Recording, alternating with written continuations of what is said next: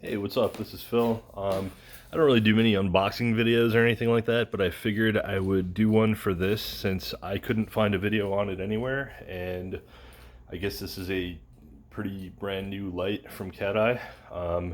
So yeah, I just thought I would, show it off since I got it, and so other people could kind of see what it looks like.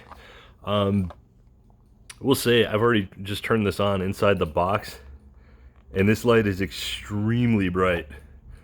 Like I've had cheap, little lights on my bikes before, and this thing is way better than anything I've had. So yeah, might as well just open it up here.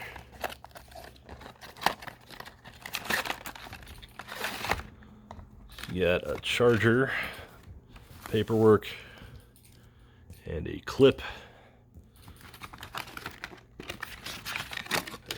And this is the light here. It's a little piece of foam rubber.